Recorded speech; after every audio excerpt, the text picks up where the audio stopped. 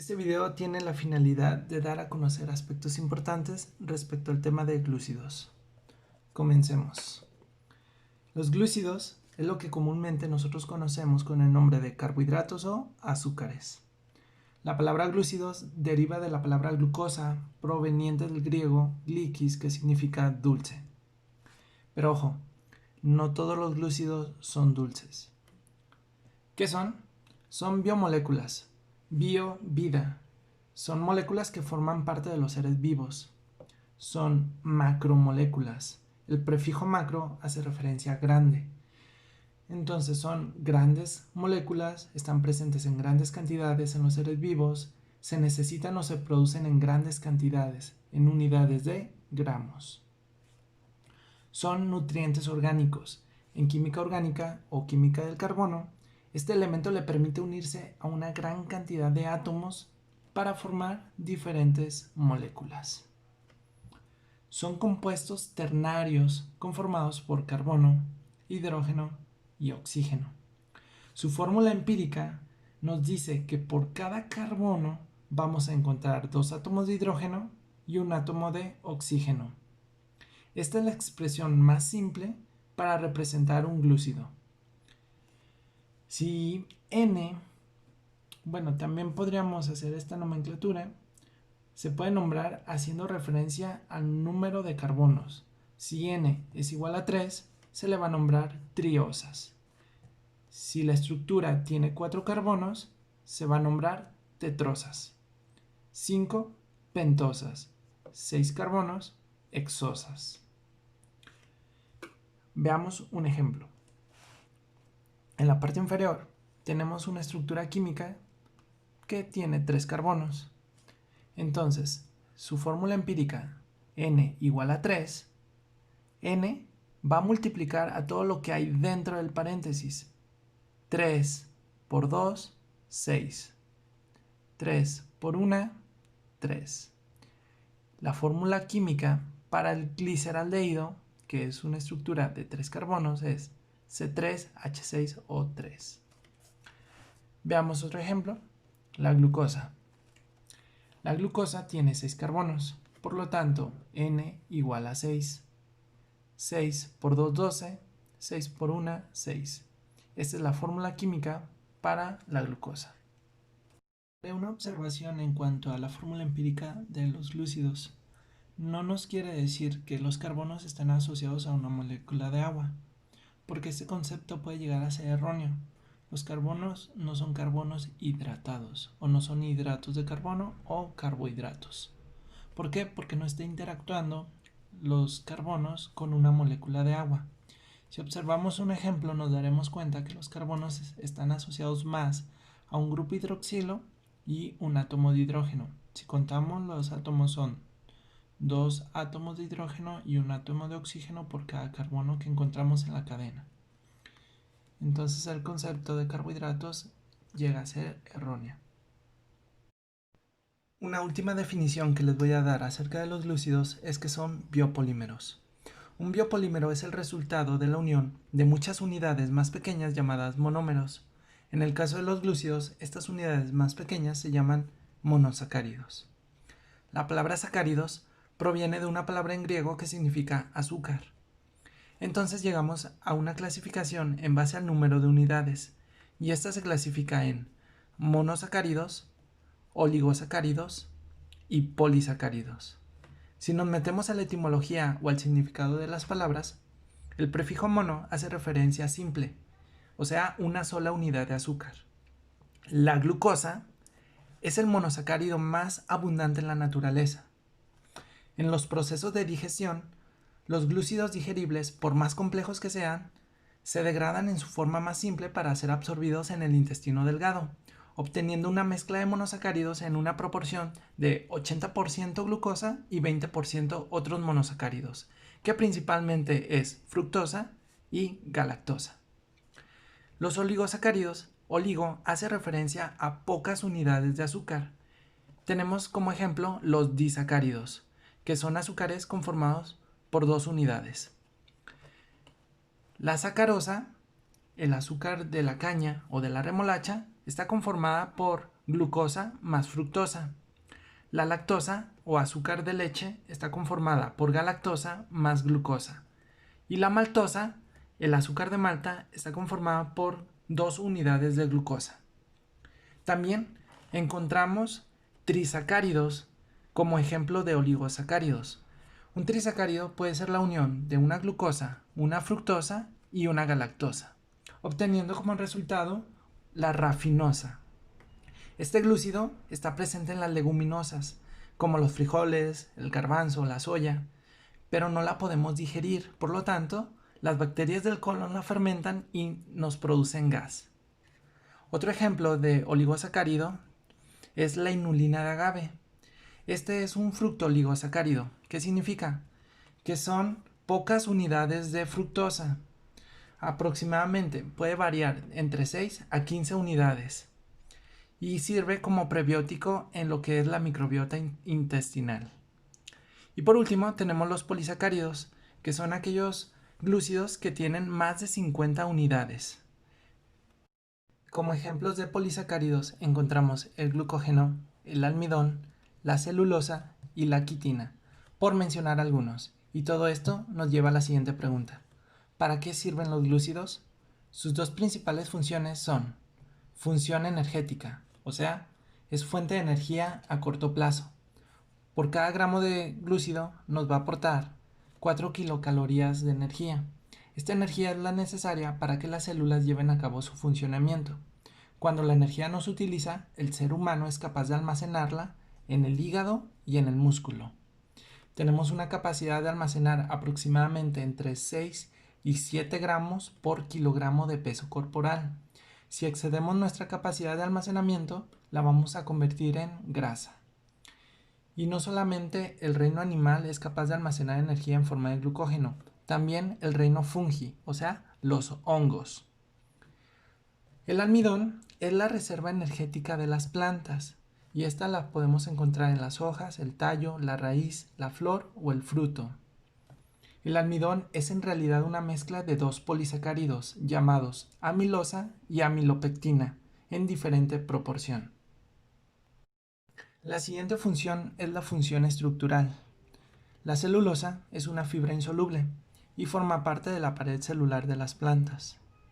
Y la podemos encontrar en madera, en el algodón, el papel o en algunos alimentos como la zanahoria, las espinacas, cereales, entre otros. No se metaboliza, o sea, no se utiliza como fuente de energía. ¿Por qué? Porque no las podemos digerir. Y por último, la quitina. La quitina forma parte de la pared celular de los hongos y también de los exoesqueletos de los artrópodos, que les sirven a ellos como escudo o caparazón, por ejemplo, las cucarachas o los cangrejos. Desde el punto de vista químico, podemos clasificar los glúcidos de acuerdo a su grupo funcional en dos tipos. Aquellos que van a poseer un grupo aldehído se les va a nombrar aldosas, y aquellos que tienen un grupo funcional llamado cetona se les va a nombrar cetosas. Una característica de las aldosas es que el grupo funcional siempre lo vamos a encontrar en el primer carbono y lo identificamos por el doble enlace oxígeno y un enlace a hidrógeno. El otro enlace está con un radical, que puede ser cualquier otro átomo. Y esta sería la forma simplificada de representar una aldosa. En el caso de las cetosas, el grupo funcional lo vamos a encontrar en el segundo carbono y con doble enlace oxígeno y dos radicales que son diferentes. Esta sería la forma simplificada de representar una cetosa. Veamos las siguientes estructuras químicas e identifiquemos cuál de ellas es una cetosa y cuál es una aldosa.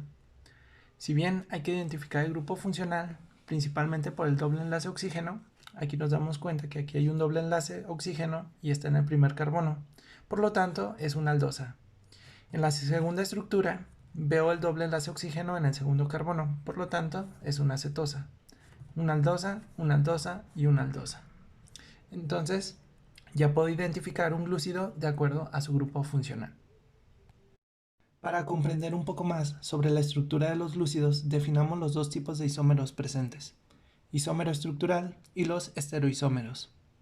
Estos primeros, llamados isómeros estructurales, los identificamos porque tienen el mismo peso molecular. Son moléculas diferentes y tienen diferente orientación en cuanto a sus grupos funcionales y sus átomos que lo contengan. Un ejemplo puede ser los monosacáridos glucosa, fructosa y galactosa. Estos tres monosacáridos presentan el mismo peso molecular porque tienen 6 carbonos, 12 hidrógenos y 6 oxígenos, pero son moléculas diferentes. Si observamos, estas dos son aldosas, esta de en medio, la fructosa, es una acetosa. Sus grupos funcionales están orientados de manera diferente. Por lo tanto, entra en la clasificación de lo que es un isómero estructural. Continuamos con lo que es un estereoisómero. Para comprender lo que es un estereoisómero, hay que conocer el concepto de lo que es un carbono asimétrico, o mejor conocido como carbono quiral, ya que las definiciones de enantiómero, epímero y diastereoisómeros aplican solamente para los carbonos quirales. Un carbono quiral es aquel que está enlazado con 4 elementos diferentes. Aquí lo ejemplifico con radicales y apóstrofes, lo cual significa que son totalmente diferentes. Veamos un ejemplo. El monosacárido glucosa tiene 6 carbonos, por lo tanto vamos a ver cuántos carbonos quirales tiene. El carbono número 6 no se considera carbono quiral porque está enlazado con 2 hidrógenos, por lo tanto presenta cierta simetría. El carbono número 5 sí se considera un carbono quiral, ya que sus elementos son diferentes. Veamos: radical número 1, radical número 2, radical número 3 y radical número 4. Si observan, no solamente estoy considerando el átomo que está al lado del carbono, sino estoy considerando toda la estructura química que está enlazando a este carbono. Aplicando la misma lógica para los demás carbonos, me daría cuenta que el carbono número 5, 4, 3 y 2 son carbonos quirales. El carbono número 1 no es un carbono quiral, ya que no está enlazando con 4 elementos diferentes. Aquí tenemos un doble enlace oxígeno, un hidrógeno y a toda esta radical de 5 carbonos. Una vez que comprendimos lo que es un carbono quiral, vamos a aplicarlo a los conceptos de enantiómero, epímero y diastereoisómeros. El primero de ellos, llamado enantiómero, indica dos estructuras que son imágenes en un espejo y que no son superponibles. Se los ejemplifico con este glúcido de 3 carbonos. Hay que recordar que las estructuras deben de ser iguales, lo único que va a cambiar son los carbonos quirales. Aquí el carbono quiral es el del carbono número 2, el carbono 1 y el carbono 3 no son carbonos quirales. Si se fijan, entonces, que el carbono número 2 es la imagen en espejo de la estructura que está del lado derecho. Es como si nosotros pusiéramos nuestras palmas boca arriba o frente arriba y al momento de nosotros empalmar, nos daríamos cuenta que los dedos gordos no coinciden. Lo mismo sucede con esas estructuras. El grupo hidroxilo no va a coincidir la de una estructura con la de la otra. A este concepto se le conoce como enantiómero. Los epímeros son aquellos monosacáridos que se van a diferenciar en un solo carbono quiral. Por ejemplo, la glucosa y la galactosa. Si nosotros vemos estas dos estructuras químicas, nos vamos a dar cuenta que la única diferencia está en el carbono número 4. ¿Por qué? Porque en el caso de la glucosa, el grupo hidroxilo está del lado derecho y en el caso de la galactosa, el grupo hidroxilo está del lado izquierdo. Pero las dos estructuras son iguales, solamente está cambiando en un solo carbono quiral. Ese es el concepto de epímero. Los diastereoisómeros son los monosacáridos que no son enantiómeros ni epímeros. Por ejemplo, si aquí tuviera el grupo hidroxilo y aquí un átomo de hidrógeno, este monosacárido se llamaría manosa. Y entonces ya se diferencia porque son dos carbonos quirales y no es una imagen en espejo y tampoco está cambiando en un solo carbono. Esa es la definición de diastereoisómero. Isomería óptica. Es la capacidad que tienen los monosacáridos de interactuar con la luz polarizada. Se utiliza este método para determinar la proporción de azúcar que hay en una muestra de enantiómeros. Un enantiómero son dos estructuras espejo. Recordar eso. Son dos estructuras espejo. En otras palabras, lo que nos permite este método es conocer cuál de estas dos estructuras predomina o si están en cantidades iguales. ¿Cómo se hace? Bueno, se hace pasar una luz polarizada o un láser, ya que esta luz viaja en una sola dirección y a diferencia de lo que es una bombilla o una vela donde la luz viaja en todas direcciones, el láser o la luz polarizada atraviesa una solución de azúcar en una concentración o en cantidades de 1 gramo por mililitro. Si la mezcla de monosacáridos, que es el enantiómero, está en partes iguales, no va a haber desviación de la luz. Pero si predomina una de estas estructuras espejo, puede desviar la luz hacia la derecha o hacia la izquierda. Entonces llegamos a una conclusión. Los compuestos que desvían el plano de la luz polarizada hacia la derecha se van a llamar dextrógiros, y los compuestos que desvían el plano de luz polarizada hacia la izquierda se llaman levógiros. A esto se le conoce como poder rotatorio. Como último concepto de estereoisómeros encontramos lo que es la isomería espacial, DL, que tiene que ver con la orientación del grupo hidroxilo del último carbono quiral. Veamos las estructuras químicas. Nos quiere decir, en otras palabras, que si el grupo hidroxilo del penúltimo carbono en todos los glúcidos está del lado derecho, se le antepone una D. Y si está del lado izquierdo, se le antepone una L.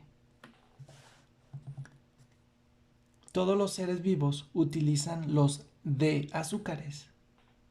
Los L azúcares no forman parte de las biomoléculas de los seres vivos.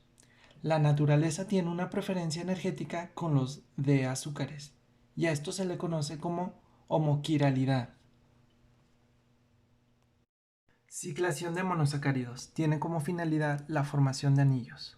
Esta reacción le ocurre solamente a aquellos monosacáridos de 5 y de 6 carbonos.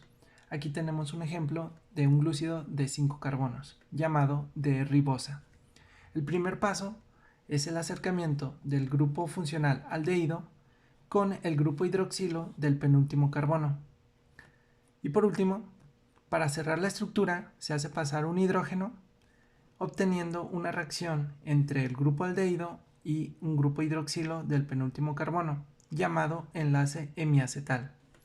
A la forma de pentágono se denomina anillo de furanosa. Si el grupo hidroxilo está por debajo del carbono, se le nombra alfa-D-ribofuranosa. Si el grupo hidroxilo está por arriba del carbono, se le nombra beta-D-ribofuranosa. Esta reacción es muy similar a la que le ocurre a un glúcido de 6 carbonos, llamado D-glucosa, donde el primer paso es el acercamiento, se hace pasar un hidrógeno y se cierra la estructura dando la forma de un hexágono. A eso se le denomina anillo de piranosa.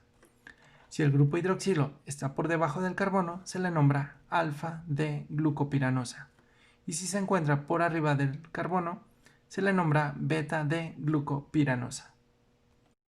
Del mismo modo, para una cetosa de 6 carbonos llamada D-fructosa, el primer paso es el acercamiento del grupo funcional cetona con el grupo hidroxilo del penúltimo carbono. Se hace pasar un hidrógeno al grupo cetona para que se cierre el anillo en forma de pentágono. A esta formación se le conoce como furanosa.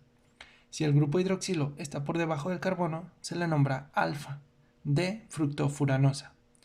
Si el grupo hidroxilo está por arriba del carbono, se le nombra beta-D-fructofuranosa. La reacción que existe entre un grupo cetona con el grupo hidroxilo se le conoce como enlace hemicetal.